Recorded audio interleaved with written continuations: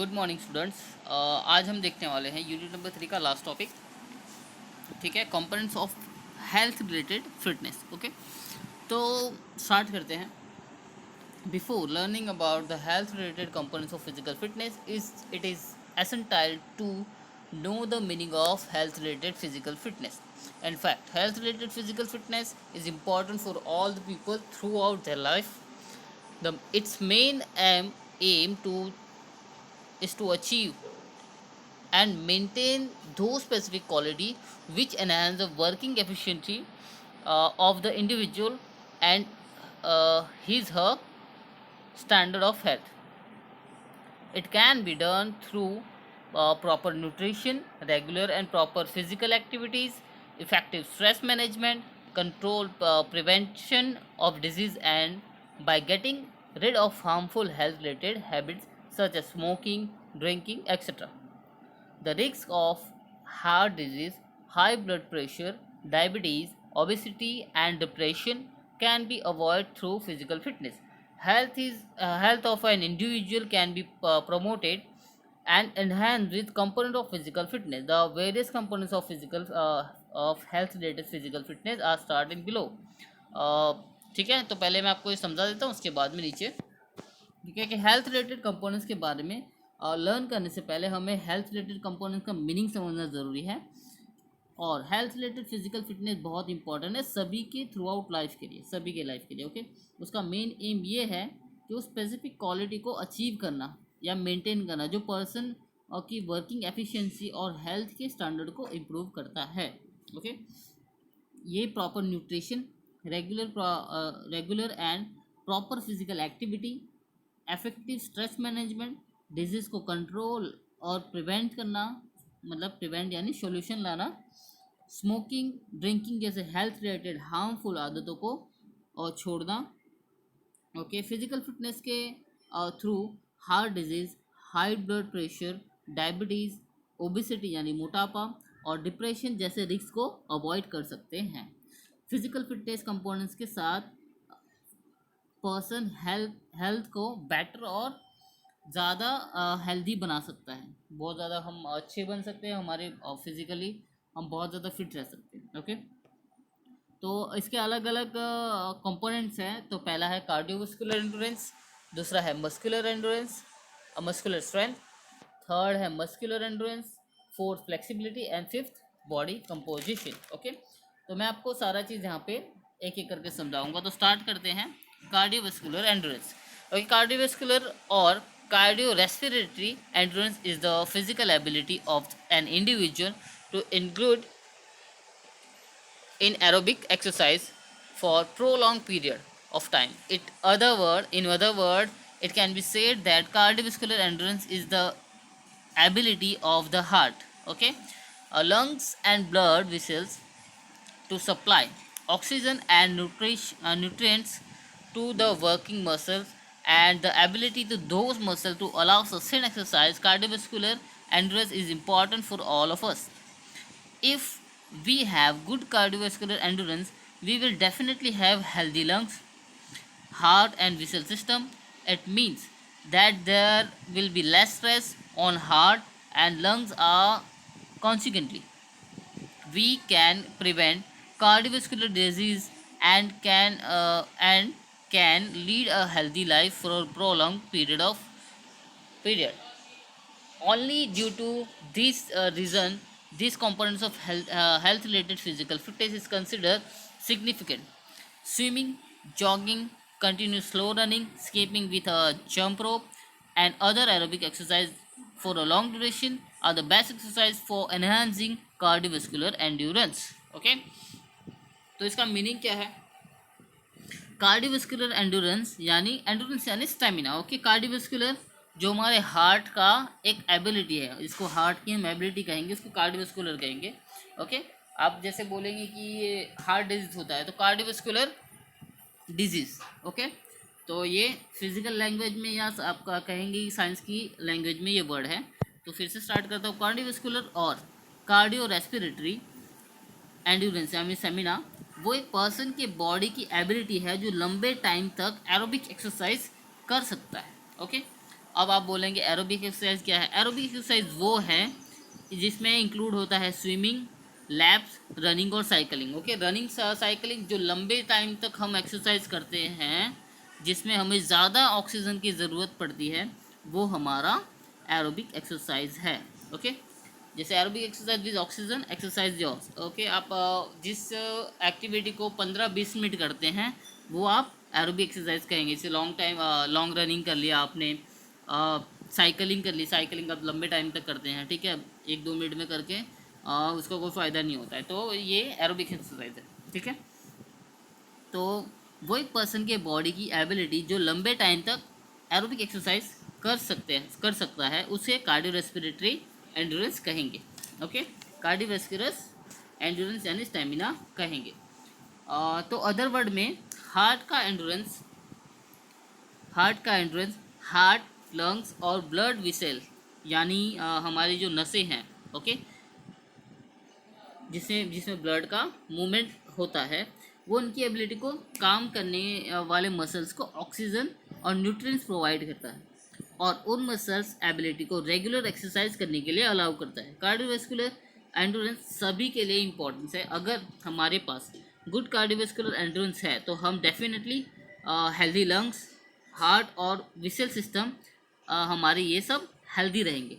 It means heart और lungs पर less stress होगा, बहुत कम स्ट्रेस होगा, और हम कार्डियोवेस्कुलर जो डिजीज़ होते हैं, हार्ट डिजीज़ होते हैं, उसको प्रिवेंट कर सकते हैं, उससे बच सकते हैं, जो लॉन्ग टाइम तक हेल्दी जी सकते हैं। अगर हमारे हार्ट अगर ज़्यादा स्ट्रॉन्ग है, उसका स्टेमिना ज़्यादा है, तो हम लाइफ में ज़्यादा टाइम तक जी सकते हैं। इस रीज़न से हेल्थ रिलेटेड फिजिकल फिटनेस के कंपोनेंट्स को इम्पोर्टेंट दिया जाता है। Swimming, jogging, continuous slow running, skipping with jump rope और लॉन्ग ड्यूरेशन रनिंग के लिए एरोबिक एक्सरसाइज कार्डियोवेस्कुलर एंड्योरेंस को इंक्रीज करने के लिए इंपॉर्टेंट है। मतलब जो नीचे जो एक्सरसाइज बताई गई कि जैसे स्लो रनिंग है, जॉगिंग है, कंटिन्यूस स्लो रनिंग है, ये सब कार्डियोवेस्कुलर एंड्योरेंस को बढ़ाता है, इंक्रीज करता है। ओके, ये सब एक्सरसाइज। सेकंड है मस्कुलर स्ट्रेंथ। मस्कुलर स्ट्रेंथ हमने जो physical components of physical fitness था उसमें भी देखा था। ठीक है, फिर से हम देखेंगे। Muscular strength is also an important components of health related physical fitness. Muscular strength is the movement of force the muscles of a group. Muscles can exert against resistance. In fact, muscular strength means the ability of the muscle to lift weight. The duration for apply muscular strength may be short and vary of 0 to 15 seconds. The muscular strength may be measured in pound and dance. The muscular strength is essential for performing daily routine work easily and smoothly, such as lifting a weight and putting it another place, climbing stairs, etc. It is also essential for maintaining good posture, avoiding injuries and remaining independent in older age. अगर आप बूढ़े हो जाते तो भी आप independent हो। Generally muscular strength depend upon the percentage of fast twitch fiber.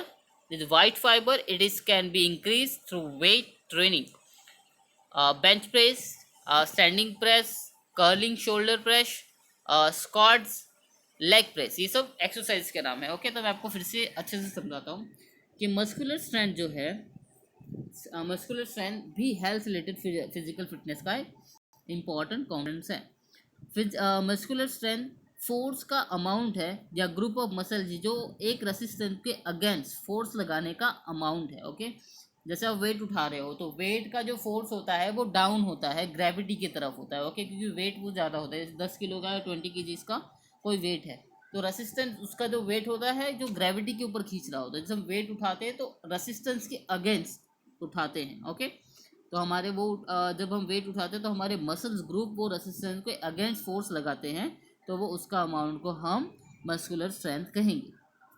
Okay, common word में मस्कुलर स्ट्रेंथ मीन वेट को लिफ्ट करने के लिए हमारी मसल्स की एबिलिटी। ओके, सिंपल वर्ड में कि मस्कुलर स्ट्रेंथ का मीन ये है कि वेट को हम लिफ्ट करने के लिए हमारे मसल्स की जो एबिलिटी है उसको हम मस्कुलर स्ट्रेंथ कहेंगे। मस्कुलर स्ट्रेंथ अप्लाई करने का टाइम पीरियड कम हो सकता है, 0 to 50 सेकेंड तक डिफरेंट हो सकता है इसके बीच में। मस्कुलर स्ट्रेंथ को पाउंड और डाइंस में मेजर किया जा सकता है। डेली रूटीन के काम की आसानी के लिए, इजीनेस के लिए मस्कुलर का स्ट्रांग होना ज़रूरी है। जैसे वेट को उठा के किसी एक जगह से दूसरी जगह रखना, स्टेयर्स चढ़ना, ओके, ये गुड पोस्चर मेंटेन करने में हेल्प करता है। इंजरी से बचने के लिए और इंडिपेंडेंट रहने के लिए ओल्ड एज में भी ये हमें इम्प्रूवमेंट दिलाता है। ओके, ये इम्पॉर्टेंट है। Generally muscle strength fast teach fibre के परसेंटेज पर डिपेंड होता है। ओके, फास्ट टिच फाइबर जो हमने देखा था लास्ट में, जो फास्ट टिच फाइबर होते हैं वो हमारे बॉडी के बहुत ज़्यादा इम्पॉर्टेंट पार्ट होते हैं, जिसे हम वाइट फाइबर भी कहते हैं। ओके, फास्ट टिच फाइबर को हम वाइट फाइबर भी कहते हैं। ओके, तो इस वो वेट ट्रेनिंग से इंक्रीज़ किया जा सकता है। ओके, जैसे हम फास्ट टिच फाइबर को हम वेट ट्रेनिंग से इंक्रीज़ कर सकते हैं ताकि हमारे मसल ग्रुप स्ट्रॉन्ग हो और हम हमारे फास्ट टिच फाइबर यानी वाइट फाइबर को हम डेवलप कर सकें।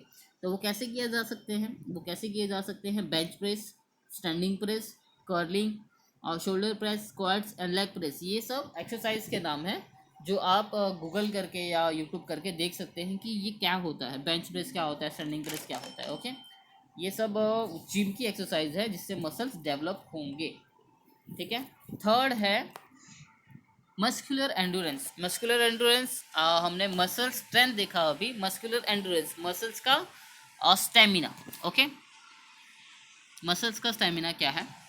तो muscular endurance is one of the important components of heart related fitness. Muscular endurance is the ability of the muscle or a group for muscle to perform repeated muscular contraction against resistance for the extent or longer period of time. It is associated with the muscle ability to continue to perform the activity without fatigue. In other words, it is ability to muscle to perform repeated exercise for long duration without getting tired. Muscular endurance deal with slow twitch fiber, red fiber. Okay, slow twitch fiber मतलब red fiber for improving muscular endurance. Jogging, walking, cycling, dancing, push-ups, chin-ups, slow running, step up and running on treadmill for 15 to 20 minutes are beneficial. Okay, अब देखते हैं इसको muscular strength, muscular endurance health related fitness का important component में से एक है। Muscular endurance long time तक रेसिस्टेंस के अगेंस्ट कॉन्ट्रैक्शन के रिपीटेशन के लिए मस्कुलर या ग्रुप मसल्स की एबिलिटी है, किसी मसल या ग्रुप की एबिलिटी है जो लॉन्ग टाइम तक काम करती है। जो लास्ट टाइम हमने देखा मस्कुलर स्ट्रेंथ में, उसमें वो शॉर्ट टाइम तक 0 to 15 सेकेंड तक ही काम करती है, पर वो फास्ट होता है और वो जल्दी ख़त्म हो जाता है। ओके, जिससे fast is fibre red fibre था। ओके, पर इसमें सॉरी फास्ट टिच फाइबर जिसमें वाइट फाइबर, फास्ट टिच मतलब वाइट एंड स्लो टिच मतलब रेड। ठीक है, तो एक ग्रुप और मसल्स की एबिलिटी है जो लंबे समय तक रेसिस्टेंस के अगेंस्ट वो काम कर सकता है, वो उसकी एबिलिटी है। ये मसल्स की एबिलिटी है कि वो कंटिन्यूस एक्टिविटीज़ को परफॉर्म करे, वो भी विदाउट थके। ओके, लंबे टाइम तक कोई एक्टिविटी करता है पर वो भी बिना थके कुछ टाइम तक, पीरियड तक। ओके, अदर वर्ड में भी ये भी कह सकते हैं कि वो मसल्स की एबिलिटी कि वो एक्सरसाइज को रिपीट कर करके परफॉर्म करें, वो भी लंबे समय तक बिना थके। Muscular endurance slow teach muscles fibre यानी रेड फाइबर से रिलेटेड है। ओके, स्लो टीच रेड और fast teach white.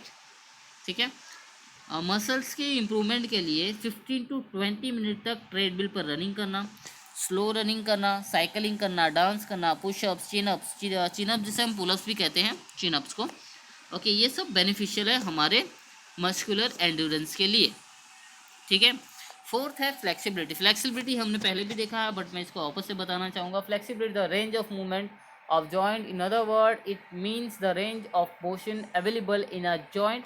It is affected by muscle length, joint structure, tendons, ligaments and other factors.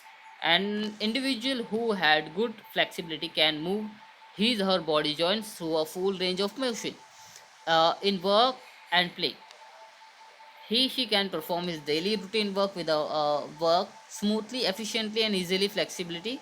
It enhancing through physical activity program. Usually, tight joints prevent a smooth and different movement. Flexibility help in many ways, such as a preventing injuries, improving posture, reduce low back pain, maintaining healthy joints, improving balance while moving, and in learning various skill easily. Example, backstroke in swimming. Flexibility can be increased by performing stretching exercise. When improving stretching exercise, it is important to go slow and hold the position for a appropriate time period. Yogasana are also beneficial to improve flexibility. Okay, तो flexibility यानी joint की movement की range है। वो क्या है? हमारा joints है उसकी मूवमेंट की रेंज है कि वो कहाँ तक जा सकता है, वो हमारी फ्लेक्सिबिलिटी है। अगर कोई पर्सन प्रॉपर फ्लेक्सिबल है तो अपने डेली रूटीन का काम इजीली कर सकता है। ऐसे पर्सन अट्रैक्टिव लगते हैं और यूजुअली गुड पर्सनालिटी वाले होते हैं। फ्लेक्सिबिलिटी सिर्फ स्पोर्ट्स में ही इम्पोर्टेंट नहीं है, वो सभी पर्सन के लिए उतना ही इक्वली इम्पोर्टेंट है। यूजुअली जो टाइट जॉइंट्स होते हैं वो हमें स्मूथली और एफिशिएंट मूवमेंट को रोकते हैं। ठीक है, ट्रेनिंग के साथ टाइम मस्कुलर इंजरी होने से बचाता है। Through out the life style flexibility maintain रखना ज़रूरी है, स्पेशली बैक और लेग मसल्स में। ओके, अगर हम ये फ्लेक्सिबिलिटी इंप्रूव करते हैं तो हमें अलग अलग तरीके से हेल्पफुल रहता है। वो हमें इंजरी से बचाता है, हमारे पोस्चर को मेंटेन करता है, हमारे लोअर बैक पेन को रिड्यूस करता है, कम करता है, मेंटेन आपके हेल्थ जॉइंट्स को इम्प्रूव करता है, आपकी बैलेंस और मूविंग एबिलिटी को बढ़ाता है और आपको अलग अलग स्किल्स सीखने में इजीली रहती है। जैसे बैक स्ट्रोक सीखना, फ्लेक्सिबिलिटी आपके स्ट्रेचिंग एक्सरसाइज को परफॉर्म करने में इंक्रीज करता है। आप जैसे स्ट्रेचिंग एक्सरसाइज करते हो, अगर आप फ्लेक्सिबल हो तो वो ज़्यादा अच्छा होता है। अगर आप किसी स्ट्रेचिंग एक्सरसाइज को परफॉर्म कर रहे होते हैं तो ये बहुत ज़्यादा इम्पॉर्टेंट है कि उस पोजीशन को कुछ टाइम के लिए स्लोली जाए और होल्ड करें 5 to 10 मिनट्स और 5 to 10 ब्रीथ। ओके, और उसके बाद में फ्लेक्सिबिलिटी इम्प्रूवमेंट के लिए योगासना भी बहुत ज़्यादा इम्पॉर्टेंट है। ओके, अब बात करते हैं बॉडी कंपोजिशन की। तो बॉडी कंपोजिशन की बात करने से पहले ये मैंने फिफ्थ बताया है, पर मैं इसका एक छोटा सा डेफिनेशन आपको बताना चाहूँगी कि body composition, what is body composition. तो body composition describe the relative proportion of fat, bone and muscle mass in human body. Okay, तो ये क्या है? तो बॉडी कंपोजिशन यानी फॉर्मेशन। ओके, इसके कुछ ऐसे वर्ड हैं जो आपको समझ नहीं आएंगे, इसलिए मैंने कुछ ऐसे ही सेम वर्ड इसके साइनोनिम्स आपको ढूंढ के लेके आया हूँ जिससे आपको इजीली समझ आए। बॉडी कंपोजिशन यानी formation. Okay, and describe relative proportion यानी साइज ऑफ फैट। ओके, तो अब इसको कैसे बढ़ेंगे? बॉडी फॉर्मेशन ह्यूमन बॉडी में फैट, बोन और मसल मास के साइज और शेप को डिस्क्राइब करती है। फिर से एक बार अच्छे से बताना चाहूँगा, बॉडी कंपोजिशन आपके एग्जाम में आ सकता है तो आपको ध्यान देना है कि बॉडी फॉर्मेशन जो हमारे ह्यूमन बॉडी में, फिर से बताना चाहूँगा, बॉडी फॉर्मेशन ह्यूमन बॉडी में फैट, बोन और मसल मास के साइज और शेप को डिस्क्राइब करता है। क्या डिस्क्राइब करता है? ह्यूमन बॉडी के फैट, बोन और मसल मास के साइज और शेप को डिस्क्राइब करता है। ओके, अब हम जाते हैं इसके टॉपिक पे। Body composition is one of the major components of health related fitness. Body composition is the percentage of lean body mass, bone, tendons, muscles, water, ligaments, organs, etc. In comparison to body fat, this percentage varies from person to person. A fit person has relatively low percentage of body fat. A healthy amount of fat for men is between 15 to 18%, whereas in women it is between 20 to 25%. It is important to maintain a healthy percentage of body fat because extra fat or excess fat in our body can contribute to the development of heart problem, healthy problem such as a heart disease and diseases, diabetes. Sorry, excess body fat may place strain on the joints, muscle, and bones, which increase the risk of injury. Good body composition is the best gain through proper diet and exercise. Example of poor body composition are undeveloped muscle or excessive body fat. Poor body composition has a negative effect on appearance, self-esteem, attitude, and moral. Its negative effect may be lead to depression and osteoporosis. Aerobic exercise such as jogging, swimming, cycling, continuous slow running, climbing stairs, and cross country race are significant at reducing the body fat percentage. Okay, body composition health related fitness का major components है. Body composition means percentage of lean body mass, जो bone, tendon, muscles, water, ligaments, organs etcetera. Okay, lean body मतलब thin body, पतला. Okay, lean body muscles बस कितना है उसका percentage है. ये परसेंटेज एक पर्सन के दूसरे पर्सन से डिफरेंट होता है. अलग अलग पर्सन का ये एक पर्सन से दूसरे पर्सन से डिफरेंट होगा. एक फिट पर्सन के बॉडी में फैट का परसेंटेज कम होता है. मेल्स में फैट का एक हेल्दी अमाउंट होता है 15 to 80% के बीच होता है. ओके, ये परसेंटेज मेल में होता है 15 to 80 और फैट का, बट फीमेल में 20 to 25% के बिटवीन होता है. बॉडी में फैट एक हेल्दी परसेंटेज बनाए रखना ज़रूरी है, क्योंकि हमारे बॉडी में एक्स्ट्रा फैट या एक्सेसिव फैट से हेल्थ प्रॉब्लम डेवलप हो सकता है, जैसे heart disease, diabetes. Okay, body का एक्स्ट्रा फैट जॉइंट मसल्स को बोन पर प्रेशर डाल सकता है, जिससे आपके इंजरी होने के चांसेस बढ़ जाते हैं. प्रॉपर डाइट और एक्सरसाइज के थ्रू से गुड बॉडी कंपोजिशन गेन किया जा सकता है. अगर आप प्रॉपर एक्सरसाइज करते हैं, अच्छा डाइट लेते हो, तो आप अच्छा गुड बॉडी कंपोजिशन गेन कर सकते हैं. Example, poor body composition undevelop muscle या बॉडी की एक्स्ट्रा फैट है. पुअर बॉडी कंपोजिशन क्या है? आपका मसल डेवलप नहीं है और बॉडी में एक्स्ट्रा फैट है. Poor body composition negative effect करता है, आपके अंदर नेगेटिव इफेक्ट लाता है. जैसे आपका सेल्फ स्टीम, आपका सेल्फ रिस्पेक्ट कम हो जाता है, एटीट्यूड आपका उतना ज़्यादा हाई नहीं होता है, और आपका मोरल, आपका जो सोचने की क्षमता है, आप मोरली जो काम करते हैं उस पर नेगेटिव इफेक्ट करता है. तो उससे डिप्रेशन और ऑस्टियोपोरोसिस हो सकता है. ऑस्टियोपोरोसिस मैं थोड़े दिन में समझाऊंगा. एरोबिक एक्सरसाइज जैसे jogging, swimming, cycling, continuous slow running, climbing stairs and cross country race से बॉडी फैट परसेंटेज को कम करने में इम्पॉर्टेंट है. ओके, तो ये हो गया हमारा. अब मैंने ऑस्टियोपोरोसिस कहा था. ऑस्टियोपोरोसिस क्या है? तो ये बहुत ही इम्पॉर्टेंट चीज़ है. ये एक हॉस्पिटल में था, तो मुझे लगा कि ये अप्रोप्रिएट होगा आपको इजी समझने में. तो ऑस्टियोपोरोसिस इसमें हिंदी में दिया हुआ है और इंग्लिश में भी कुछ वर्ड दिए हैं. तो इसमें लिखा है हड्डियाँ छिद्रपूर्ण और कमज़ोर होना.